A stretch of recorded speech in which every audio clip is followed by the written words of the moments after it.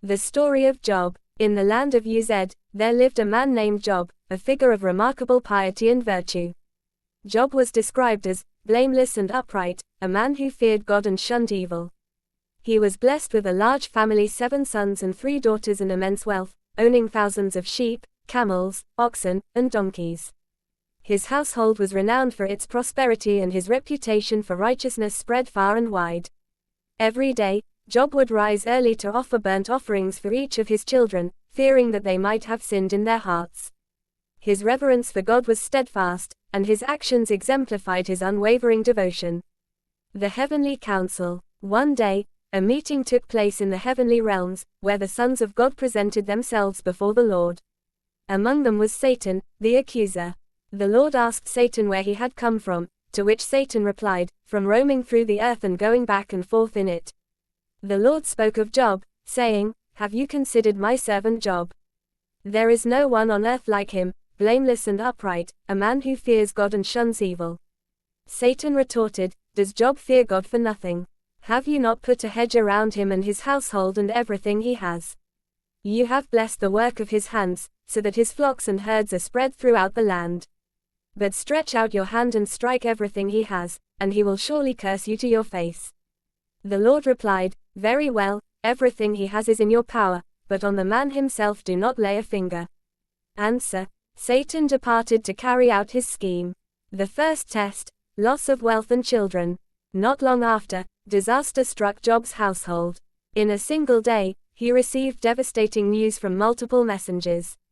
First, a group of Sabeans attacked and stole his oxen and donkeys, killing the servants who tended them. Then, fire fell from the sky, consuming his sheep and the shepherds. A third messenger reported that Chaldeans had raided his camels and killed the servants.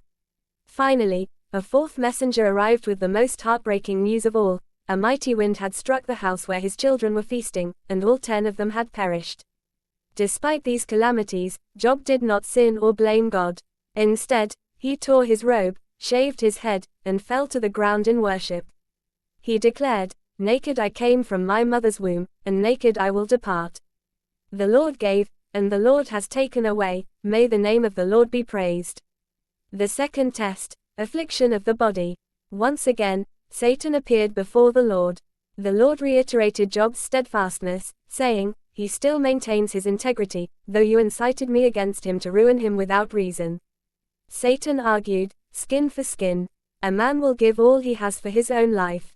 But stretch out your hand and strike his flesh and bones, and he will surely curse you to your face." The Lord granted Satan permission to afflict Job physically, with the condition that his life must be spared.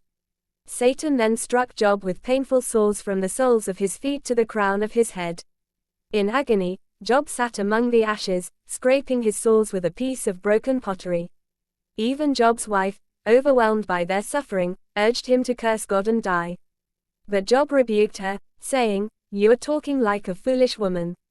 Shall we accept good from God, and not trouble?" In all this, Job did not sin in what he said. The arrival of Job's friends. 3 of Job's friends, Eliphaz, Bildad, and Zophar, came to comfort him. When they saw Job from a distance, they hardly recognized him because of his suffering.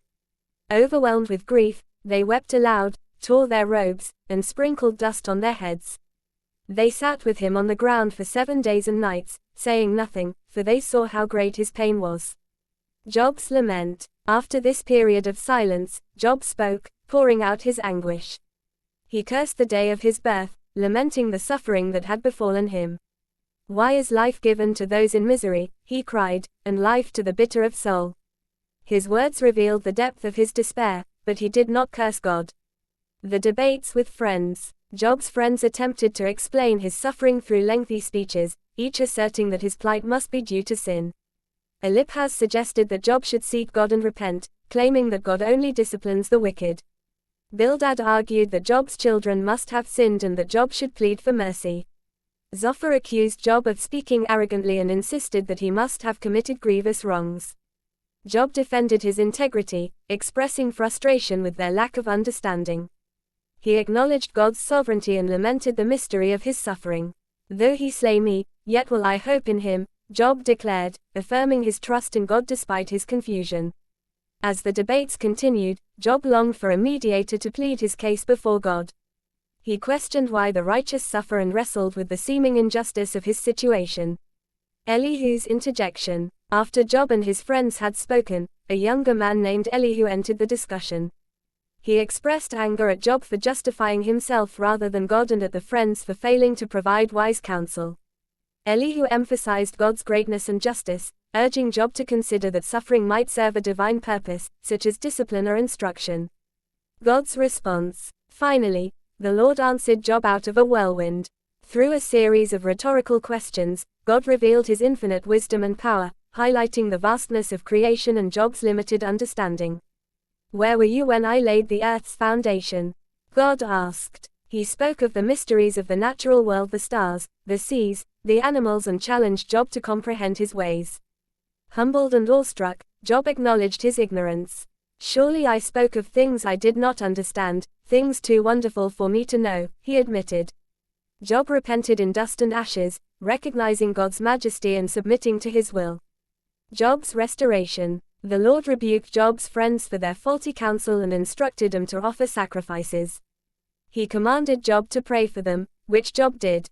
God then restored Job's fortunes, blessing him with twice as much as he had before. His flocks and herds were replenished, and he was given 7 more sons and 3 more daughters, who were renowned for their beauty. Job lived 140 more years, witnessing 4 generations of his descendants. He died old and full of days, a testament to God's faithfulness and the enduring power of perseverance and faith. Reflections on Job's story. The story of Job challenges readers to grapple with the complexities of suffering, faith, and divine justice. It invites us to trust in God's wisdom, even when his ways are beyond our understanding, and to remain steadfast in our devotion, knowing that he is sovereign and good.